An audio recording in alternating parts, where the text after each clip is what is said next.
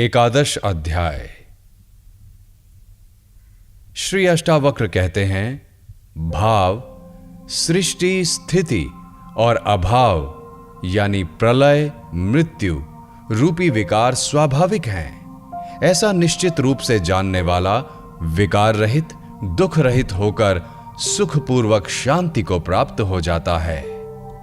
ईश्वर सबका सृष्टा है, कोई अन्य नहीं। ऐसा निश्चित रूप से जानने वाले की सभी आंतरिक इच्छाओं का नाश हो जाता है। वह शांत पुरुष सर्वत्र आसक्ति रहित हो जाता है। संपत्ति, सुख और विपत्ति, दुख का समय प्रारब्ध वर्ष पूर्वकृत कर्मों के अनुसार है। ऐसा निश्चित रूप से जानने वाला संतोष और निरंतर संयमित इंद्रियों से युक्त हो जाता है। वह न इच्छा करता है और न शोक। सुख, दुख और जन्म मृत्यु प्रारब्धवश पूर्वकृत कर्मों के अनुसार हैं। ऐसा निश्चित रूप से जानने वाला, फल की इच्छा न रखने वाला, सरलता से कर्म करते हुए भी उनसे लिप्त नहीं होता है। चिंता से ही दुख उत्पन्न होते हैं, किसी अन्य कारण से नहीं। ऐसा निश्चित रूप से जानने वाला चिंता से रहित होकर सुख, शांति और सभी इच्छाओं से मुक्त हो जाता है। न मैं ये शरीर हूं और न ये शरीर मेरा है, मैं ज्ञान स्वरूप हूं। ऐसा निश्चित रूप से जानने वाला जीवन मुक्ति को प्राप्त करता है। वह किए हुए और न किए हुए कर्मों का स्मरण नहीं करता।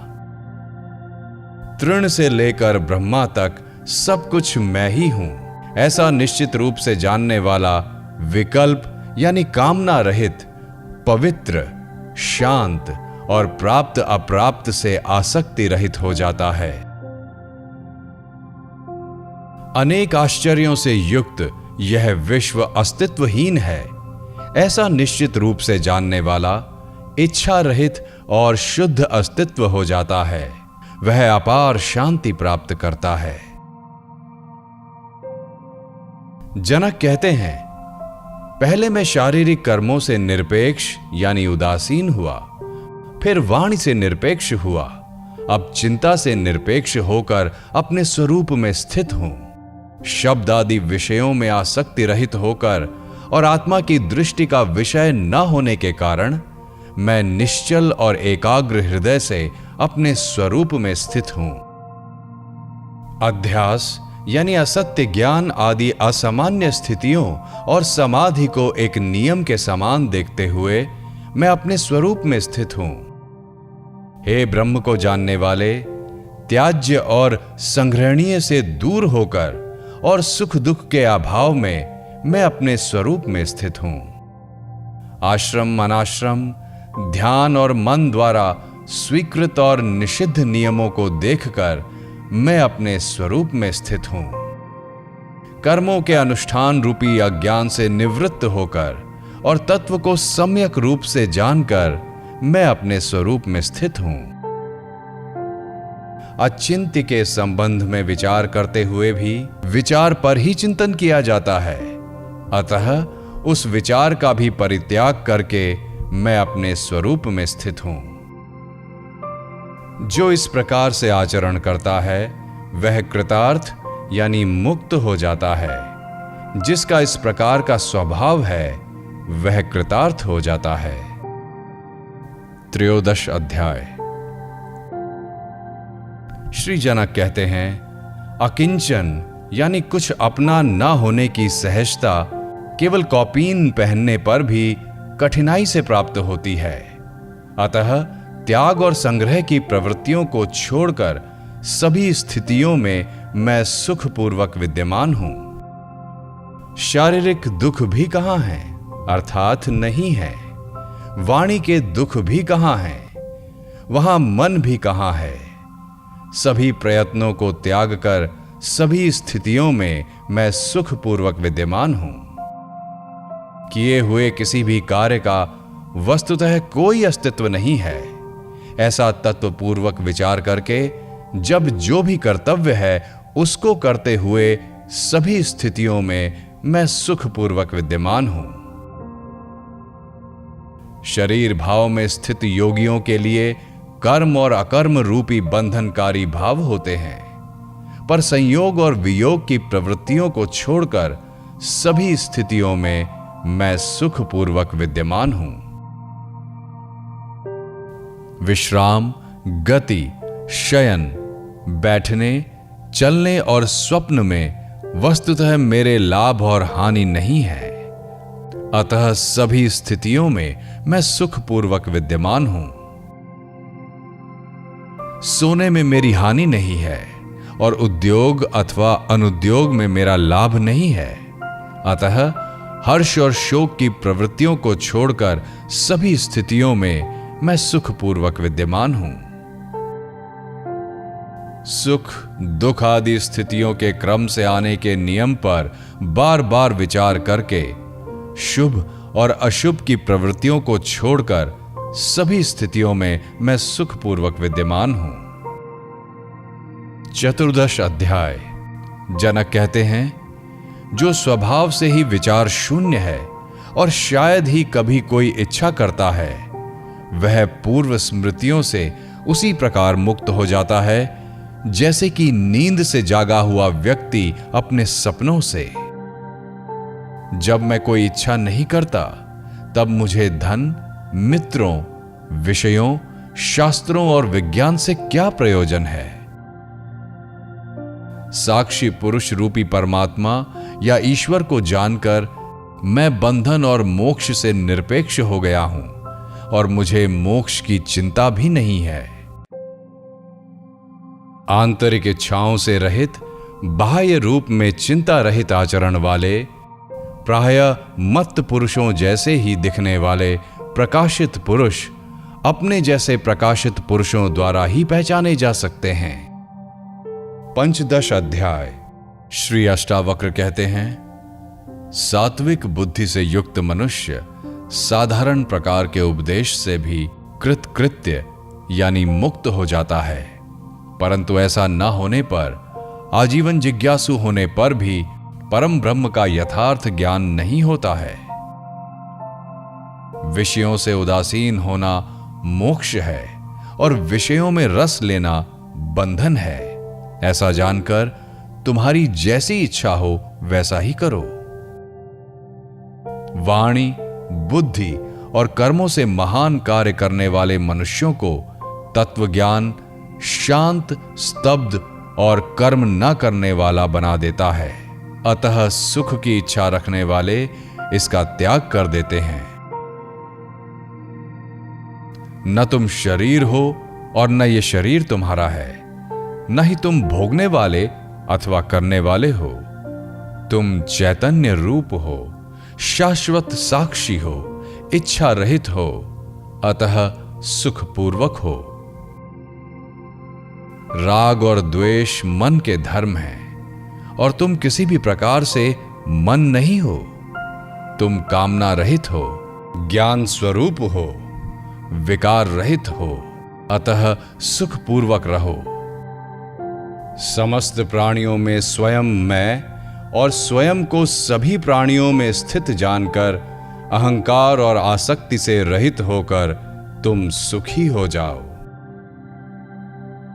इस विश्व की उत्पत्ति तुमसे उसी प्रकार होती है जैसे कि समुद्र से लहरों की, इसमें संदेह नहीं है।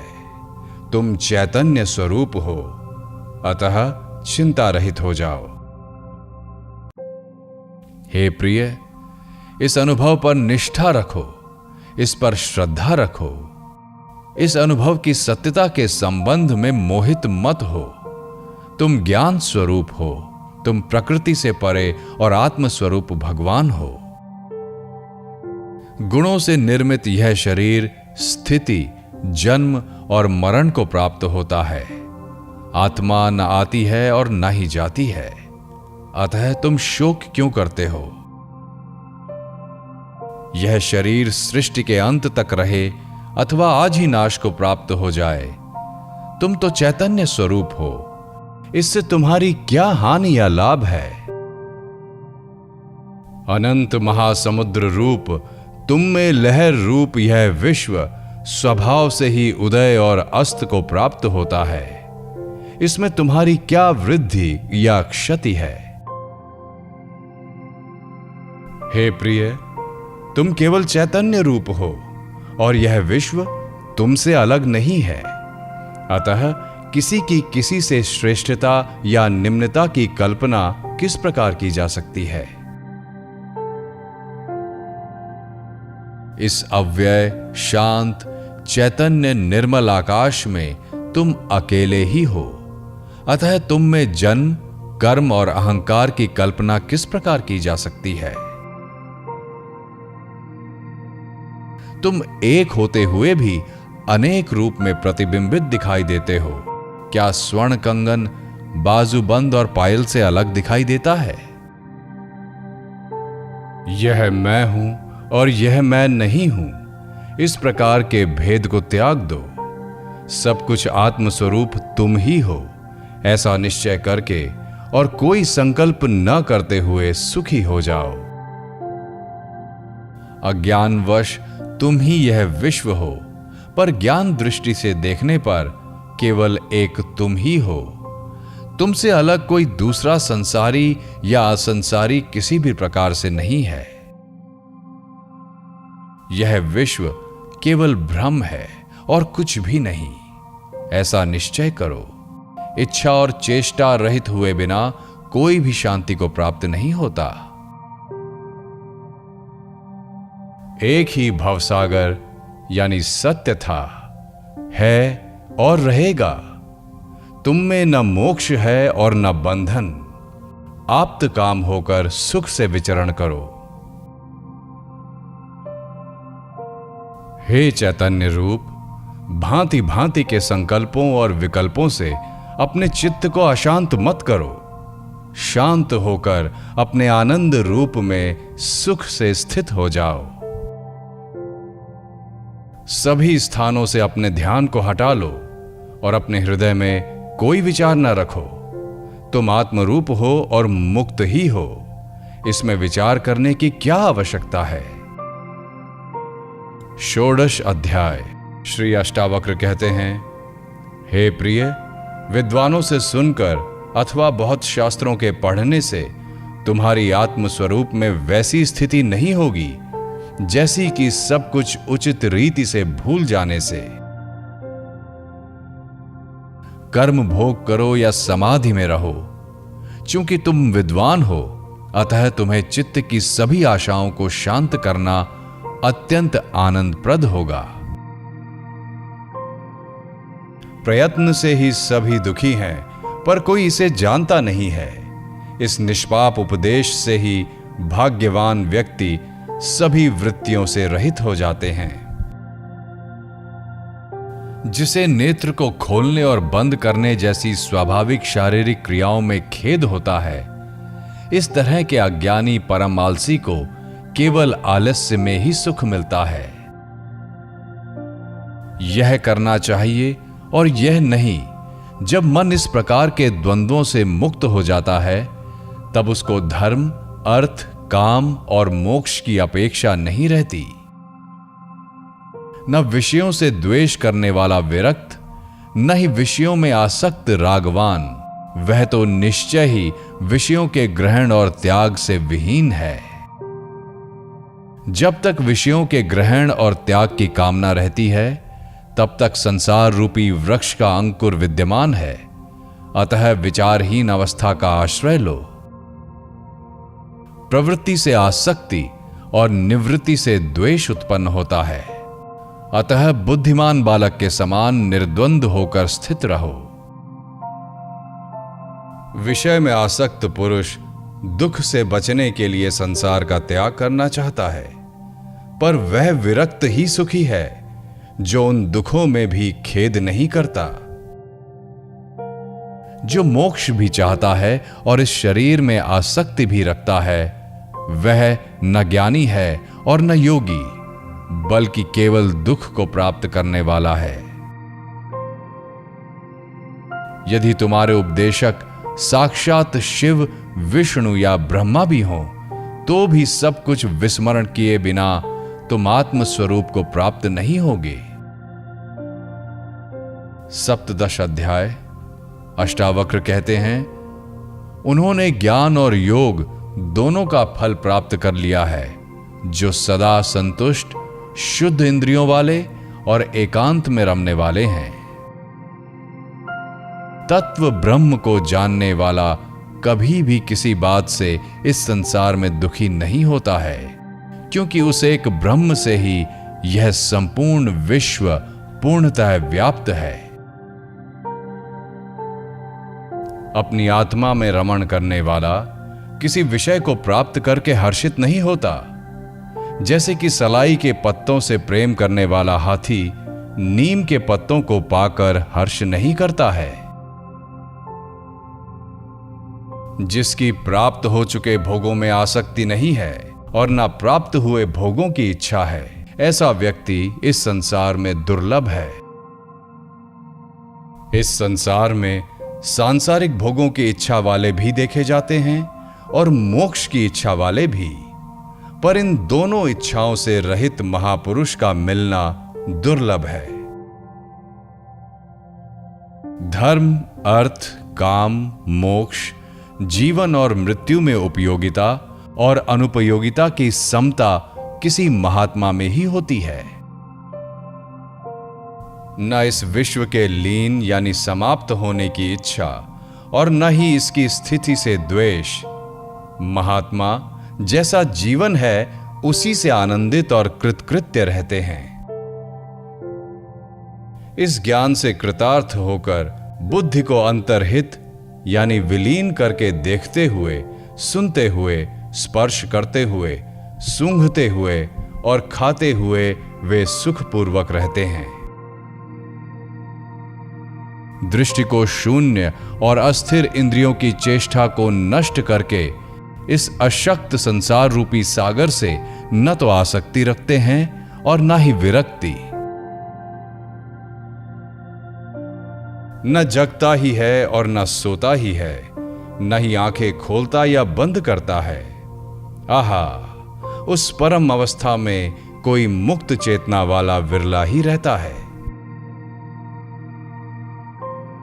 सदा स्वयं में स्थित, सर्वत्र स्वच्छ प्रयोजन वाला, समस्त वासनाओं से मुक्त पुरुष सर्वत्र सुशोभित होता है।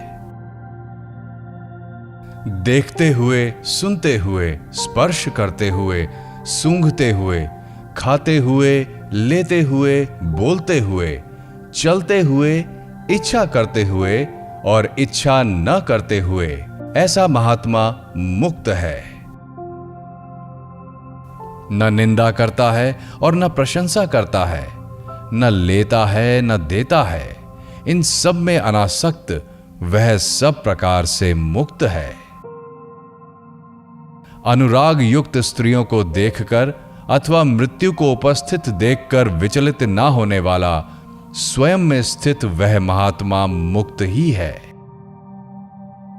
धीर पुरुष सुख में, दुख में, पुरुष में, नारी में, संपत्ति में और विपत्ति में अंतर न देखता हुआ सर्वत्र समदर्शी होता है।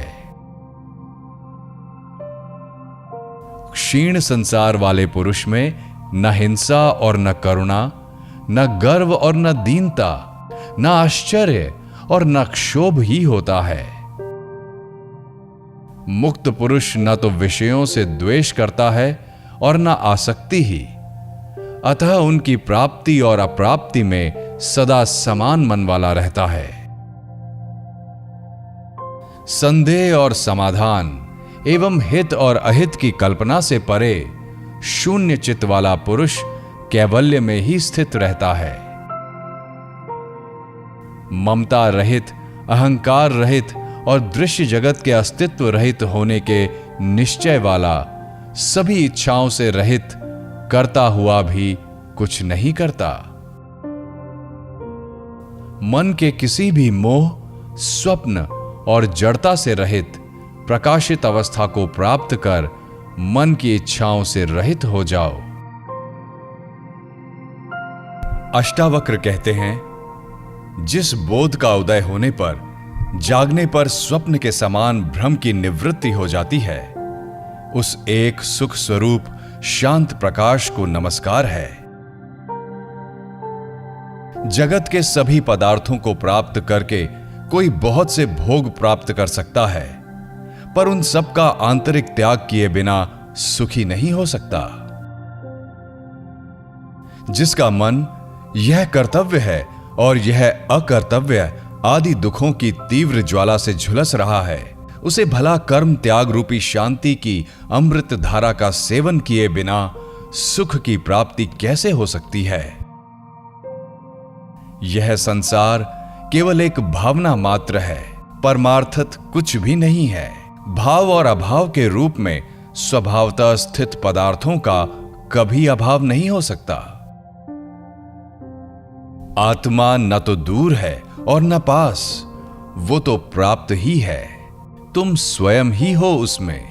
न विकल्प है, न प्रयत्न, न विकार और न मल ही। अज्ञान मात्र की निवृत्ति और स्वरूप का ज्ञान होते ही दृष्टि का आवरण भंग हो जाता है और तत्व को जानने वाला शोक से रहित होकर शोभायमान हो जाता है। सब कुछ कल्पना मात्र है और आत्मा नित्य मुक्त है। धीर पुरुष इस तथ्य को जानकर फिर बालक के समान क्या अभ्यास करें? आत्मा ही ब्रह्म है और भाव अभाव कल्पित हैं। ऐसा निश्चय हो जाने पर निष्काम ज्ञानी फिर क्या जाने, क्या कहे और क्या करे। सब आत्मा ही है, ऐसा निश्चय करके जो चुप हो गया है, उस पुरुष के लिए यह मैं हूं, यह मैं नहीं हूं आदि कल्पनाएं भी शांत हो जाती हैं। अपने स्वरूप में स्थित होकर शांत हुए तत्वज्ञानी के लिए न विक्षेप है और न एकाग्रता, न ज्ञान है और न अज्ञान, न सुख है और न दुख। जो योगी स्वभाव से ही विकल्प रहित है, उसके लिए अपने राज्य में या भिक्षा में, लाभ हानि में, भीड़ में या सूने जंगल में कोई अंतर नहीं। यह कर लिया और यह कार्य शेष है।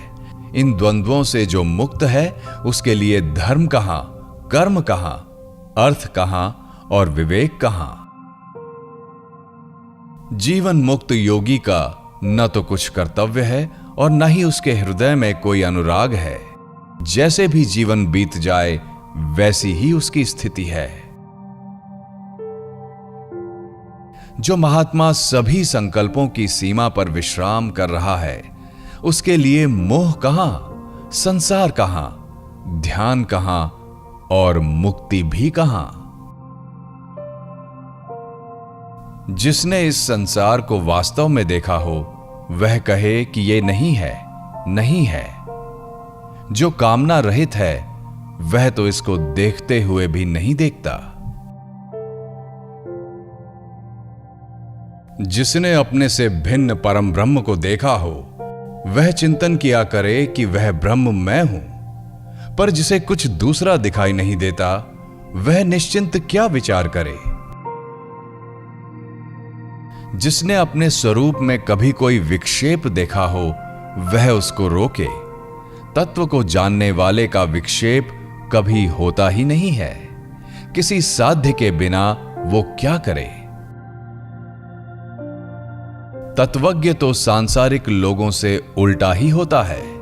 वह सामान्य लोगों जैसा व्यवहार करता हुआ भी अपने स्वरूप में न समाधि देखता है, न विक्षेप और न लय ही। तत्वज्ञ भाव और अभाव से रहित, तृप्त और कामना रहित होता है। लौकिक दृष्टि से कुछ उल्टा सीधा करते हुए भी वह कुछ भी नहीं करता। तत्वज्ञ का प्रवृत्ति या निवृत्ति का दुराग्रह नहीं होता। जब जो सामने आ जाता है, तब उसे करके वह आनंद से रहता है। ज्ञानी कामना, आश्रय और परतंत्र आदि के बंधनों से सर्वथा मुक्त होता है। प्रारब्ध रूपी वायु के वेग से उसका शरीर उसी प्रकार गतिशील रहता है जैसे वायु के वेग से सूखा पत्ता। जो संसार से मुक्त है वह न कभी हर्ष करता है और न विषाद। उसका मन सदा शीतल रहता है। वह शरीर रहते हुए भी विदेह के समान सुशोभित होता है। जिसका अंतर्मन शीतल और स्वच्छ है, जो आत्मा में ही रमण करता है, उस धीर पुरुष की न तो किसी त्याग की इच्छा होती है और न कुछ पाने की आशा। जिस धीर पुरुष का चित्त स्वभाव से ही निर्विषय है, वह साधारण मनुष्य के समान प्रारब्धवश बहुत से कार्य करता है, पर उसका उसे न तो मान होता है और न अपमान ही। यह कर्म शरीर ने किया है, मैंने नहीं, मैं तो शुद्ध स्वरूप हूं। इस प्रकार जिसने निश्चय कर लिया है, वह कर्म करता हुआ भी नहीं करता। सुखी और श्रीमान जीवन मुक्त विषयी के समान काम करता है, परंतु विषयी नहीं होता है। वह तो सांसारिक कार्य करता हुआ भी शोभा को प्राप्त होता है। जो धीर पुरुष अनेक विचारों से थक कर अपने स्वरूप में विश्राम पा चुका है, वह न कल्पना करता है, न जानता है, न सुनता है और न ही देखता है। ऐसा ज्ञानी समाधि में आग्रह न होने के कारण मुमुक्षु नहीं और विक्षेप न होने के कारण विषयी नहीं है। मेरे अतिरिक्त जो कुछ भी दिख रहा है वह सब कल्पित ही है, ऐसा निश्चय करके सबको देखता हुआ वह ब्रह्म ही है। जिसके अंतःकरण में अहंकार विद्यमान है, वह देखने में कर्म ना करे तो भी करता है, पर जो धीर पुरुष निरहंकार है, वह सब कुछ करते हुए भी कर्म नहीं करता। मुक्त पुरुष के चित्त में न उद्वेग है, न संतोष और न कर्तव्य का अभिमान ही है। उसके चित्त में न आशा है, न संदेह। ऐसा चित्त ही सुशोभित होता है। जीवन मुक्त का चित्त ध्यान से विरत होने के लिए और व्यवहार करने की चेष्टा नहीं करता है। निमित्त के शून्य होने पर वह ध्यान से विरत भी होता है और व्यवहार भी करता है। अविवेकी पुरुष यथार्थ तत्व का वर्णन सुनकर और अधिक मोह को प्राप्त होता है या संकुचित हो जाता है। कभी कभी तो कुछ बुद्धिमान भी उसी अविवेकी के समान व्यवहार करने लगते हैं।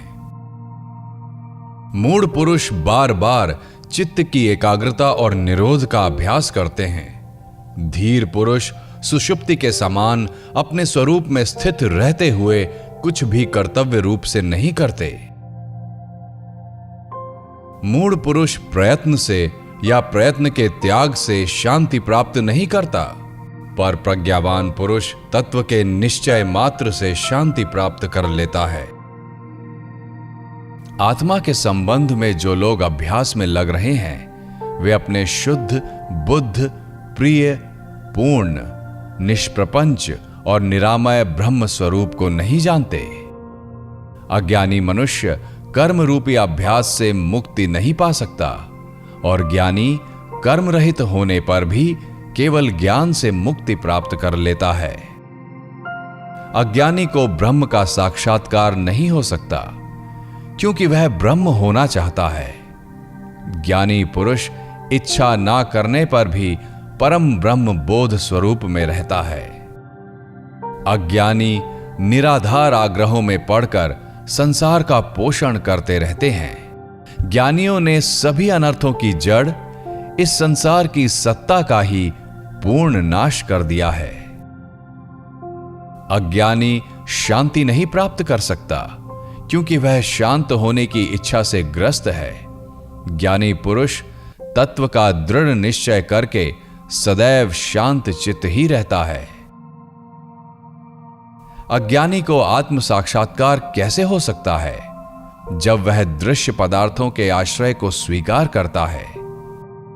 ज्ञानी पुरुष तो वे हैं जो दृश्य पदार्थों को न देखते हुए अपने अविनाशी स्वरूप को ही देखते हैं।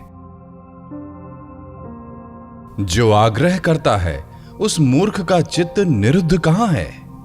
आत्मा में रमण करने वाले धीर पुरुष का चित्त तो सदैव स्वाभाविक रूप से निरुद्ध ही रहता है। कोई पदार्थ की सत्ता की भावना करता है और कोई पदार्थों की असत्ता की। ज्ञानी तो भाव अभाव दोनों की भावना को छोड़कर निश्चिंत रहता है।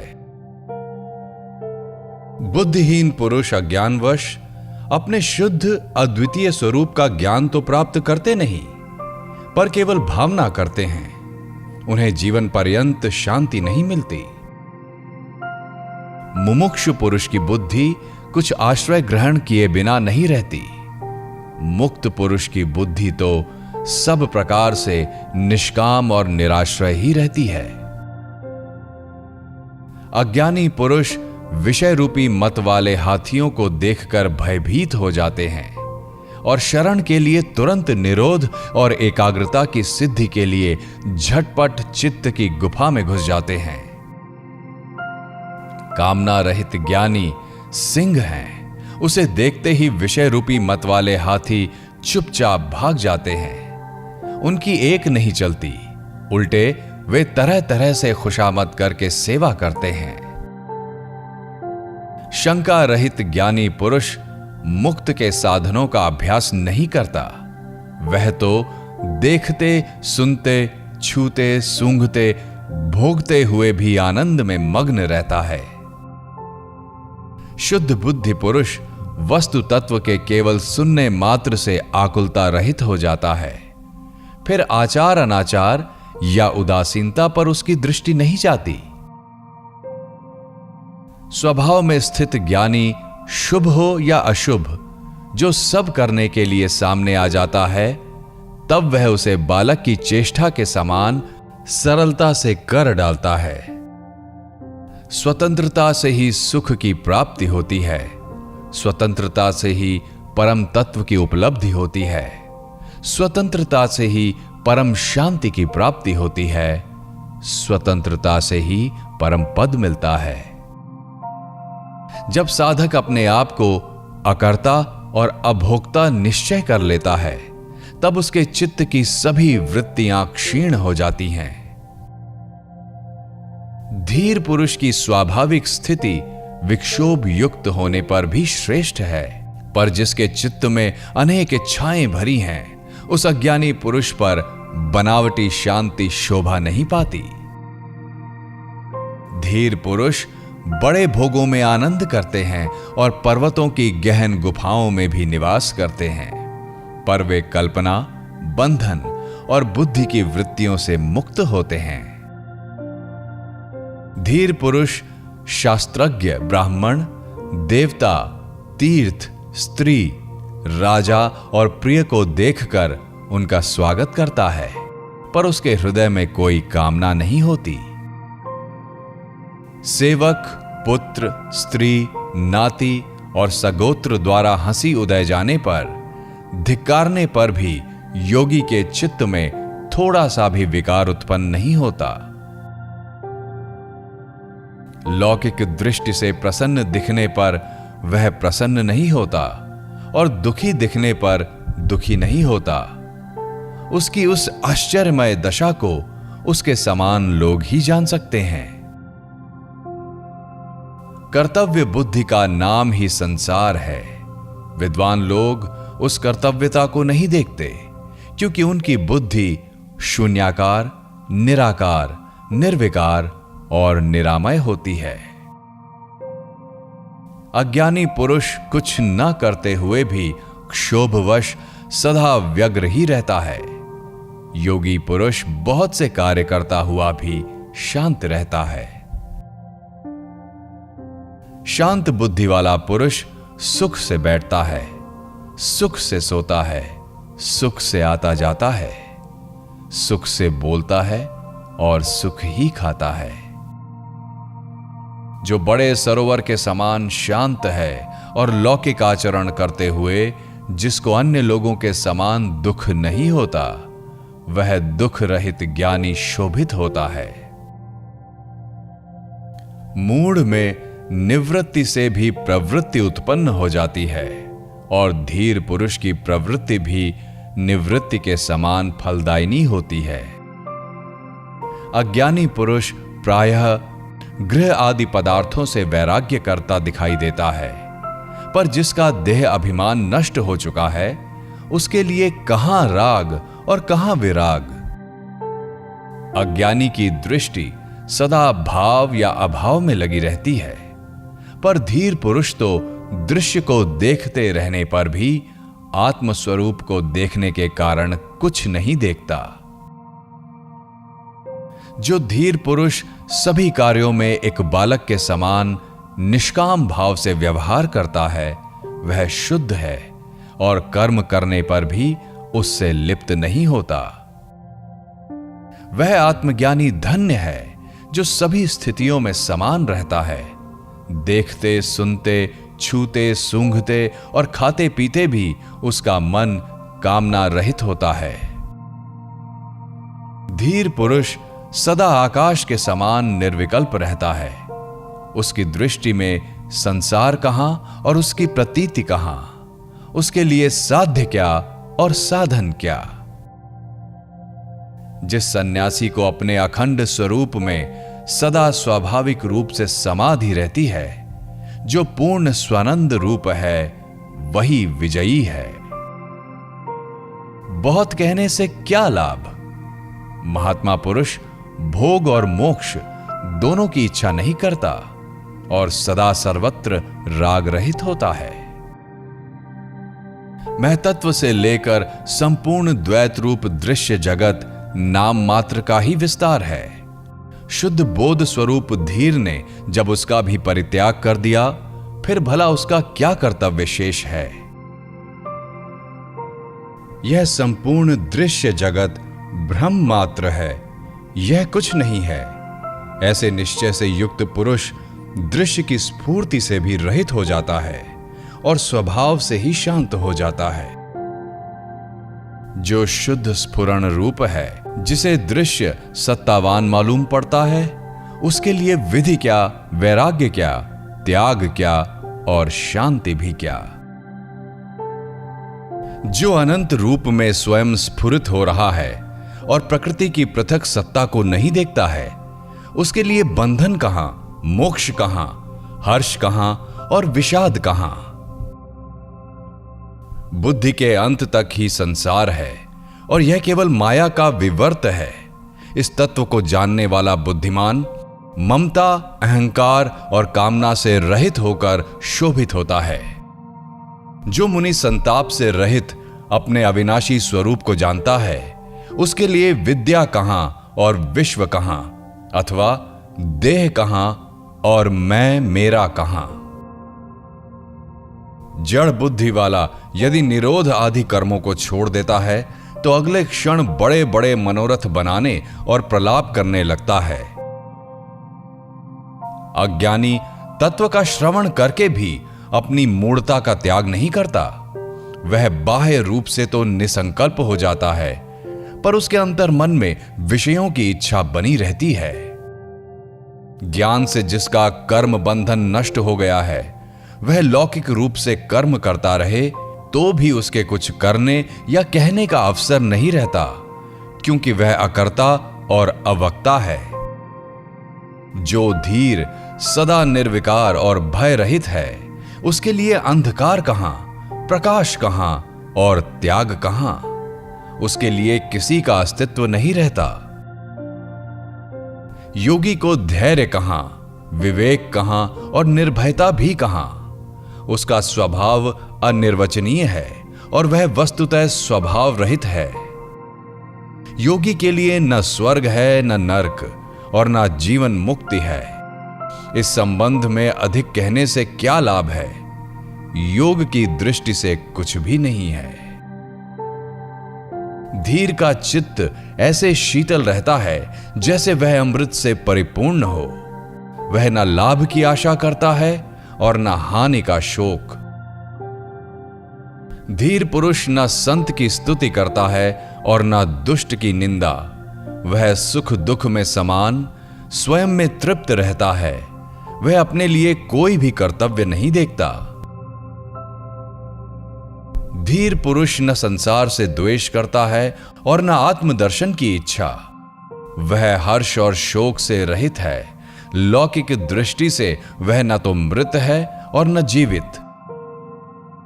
जो धीर पुरुष पुत्र स्त्री आदि के प्रति आसक्ति से रहित होता है, विषय की उपलब्धि में उसकी प्रवृत्ति नहीं होती, अपने शरीर के लिए भी निश्चिंत रहता है, सभी आशाओं से रहित होता है, वह सुशोभित होता है। जहां सूर्यास्त हुआ वहां सो लिया, जहां इच्छा हुई वहां रह लिया, जो सामने आया उसी के अनुसरण व्यवहार कर लिया। इस प्रकार धीर सर्वत्र संतुष्ट रहता है। जो अपने आत्म स्वरूप में विश्राम करते हुए भी सभी प्रपंचों का नाश कर चुका है, उस महात्मा को शरीर रहे अथवा नष्ट हो जाए ऐसी चिंता भी नहीं होती। ज्ञानी पुरुष संग्रह रहित, स्वच्छंद, निर्द्वंद और संशय रहित होता है। वह किसी भाव में आसक्त नहीं होता, वह तो केवल आनंद से विहार करता है। धीर पुरुष की हृदय ग्रंथि खुल जाती है, रज और तम नष्ट हो जाते हैं। वह मिट्टी के ढेले, पत्थर और सोने को समान दृष्टि से देखता है। ममता रहित वह सुशोभित होता है।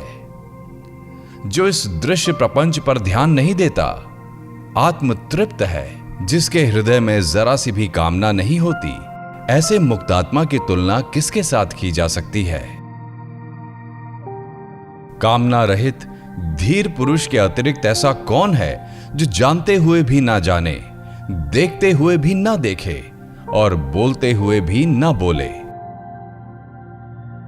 राजा हो या रंक, जो कामना रहित है वह ही सुशोभित होता है। जिसकी दृश्य वस्तुओं में शुभ और अशुभ बुद्धि समाप्त हो गई है, वह निष्काम है। योगी निष्कपट, सरल और चरित्रवान होता है। उसके लिए स्वच्छंदता क्या, संकोच क्या और तत्व विचार भी क्या। जो अपने स्वरूप में विश्राम करके तृप्त है, आशा रहित है, दुख रहित है, वह अपने अंतःकरण में जिस आनंद का अनुभव करता है, वह कैसे किसी को बताया जा सकता है। धीर पुरुष पद पद पर तृप्त रहता है। वह सोकर भी नहीं सोता, वह स्वप्न देखकर भी नहीं देखता और जागृत रहने पर भी नहीं जागता।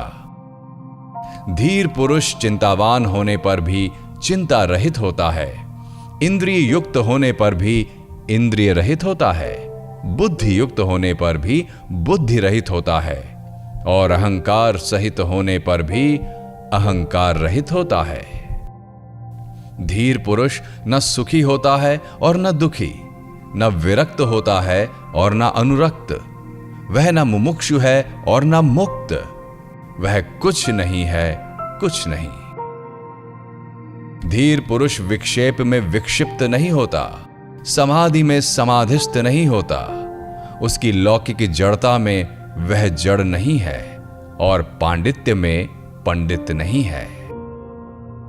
धीर पुरुष सभी स्थितियों में अपने स्वरूप में स्थित रहता है, कर्तव्य रहित होने से शांत होता है, सदा समान रहता है।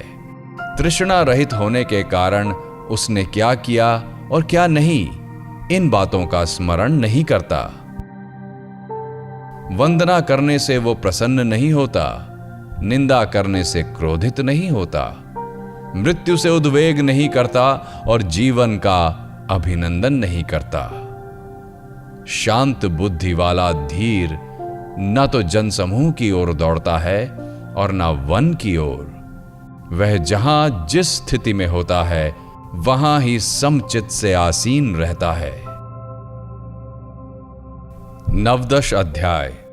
महर्षि अष्टावक्र के मुख से तत्व ज्ञान की स्वाभाविक शांति को श्रवण करके अपने को कृतार्थ मानकर राजा जनक कहते हैं, तत्व विज्ञान के चिमटी द्वारा विभिन्न प्रकार के सुझावों रूपी कांटों को मेरे द्वारा हृदय के आंतरिक भागों से निकाल दिया गया है।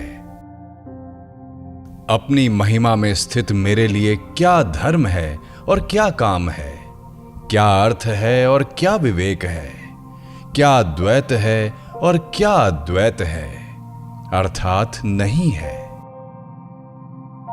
अपनी महिमा में स्थित मेरे लिए क्या अतीत है और क्या भविष्य है, और क्या वर्तमान ही है, क्या देश है और क्या काल है, अर्थात नहीं है। अपनी महिमा में स्थित मेरे लिए क्या आत्मा है और क्या अनात्मा है, तथा क्या शुभ है और क्या अशुभ, क्या विचार युक्त होना है और क्या निर्विचार होना है। अपनी महिमा में स्थित मेरे लिए क्या स्वप्न है और क्या सुषुप्ति, तथा क्या जागरण है, क्या तुरीय अवस्था है अथवा क्या भय ही है। अपनी महिमा में स्थित मेरे लिए क्या दूर है और क्या पास है, तथा क्या बाह्य है और क्या आंतरिक है, क्या स्थूल है और क्या सूक्ष्म है, अर्थात नहीं है। अपनी महिमा में स्थित मेरे लिए क्या मृत्यु है और क्या जीवन है, तथा क्या लौकिक है और क्या पारलौकिक है, क्या लय है और क्या समाधि है। अपनी आत्मा में नित्य स्थित मेरे जीवन के 3 उद्देश्य निरर्थक हैं। योग पर चर्चा अनावश्यक है और विज्ञान का वर्णन अनावश्यक है। 20 अध्याय 20वां प्रकरण। राजा जनक कहते हैं, मेरे निष्कलंक स्वरूप में 5 महाभूत कहां हैं, या शरीर कहां है, और इंद्रियां या मन ही कहां हैं, शून्य कहां है और निराशा कहां है, अर्थात नहीं है। सदा सभी प्रकार के द्वंद्वों से रहित मेरे लिए क्या शास्त्र हैं और क्या आत्मज्ञान, अथवा क्या विषय रहित मन ही है, क्या प्रसन्नता है या क्या संतोष है, क्या विद्या है या क्या अविद्या है, क्या मैं है या क्या वह है, और क्या मेरा ही है, क्या बंधन है अर्थात नहीं है, क्या प्रारब्ध कर्म है और क्या जीवन मुक्ति है। सर्वदा विशेषता परिवर्तन से रहित मुझ में क्या शरीरहीन कैवल्य है। सदा स्वभाव से रहित मुझ में कौन करता है और कौन भोगता, क्या निष्क्रियता है और क्या क्रियाशीलता, क्या प्रत्यक्ष है और क्या अप्रत्यक्ष ही, अर्थात नहीं है। अपने अद्वय यानी दूसरे से रहित स्वरूप में स्थित मेरे लिए क्या संसार है और क्या मुक्ति की इच्छा, कौन योगी है और कौन ज्ञानी, कौन बंधन में है और कौन मुक्त। अपने अद्वय दूसरे से रहित स्वरूप में स्थित मेरे लिए क्या सृष्टि है और क्या प्रलय, क्या साध्य है और क्या साधन, कौन साधक है और क्या सिद्धि है। विशुद्ध मुझ में कौन ज्ञाता है और क्या साक्ष्य है, अर्थात नहीं है। क्या ज्ञेय है और क्या ज्ञान, क्या स्वल्प है और क्या सर्व। सदा निष्क्रिय मुझ में क्या अन्य मनस्कता है और क्या एकाग्रता, क्या विवेक है और क्या विवेकहीनता, क्या हर्ष है और क्या विषाद। सदा विचार रहित मेरे लिए क्या संसार है और क्या परमार्थ, क्या सुख है और क्या दुख। सदा विशुद्ध मेरे लिए क्या माया है और क्या संसार, क्या प्रीति है और क्या विरति, क्या जीव है और क्या वह ब्रह्म। अचल विभाग रहित और सदा स्वयं में स्थित मेरे लिए क्या प्रवृत्ति है और क्या निवृत्ति, क्या मुक्ति है और क्या बंधन, अर्थात नहीं है।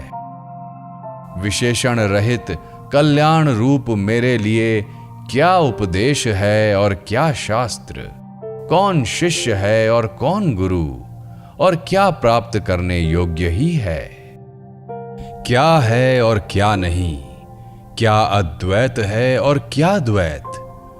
अब बहुत क्या कहा जाए, मुझ में कुछ भी भाव नहीं उठता है।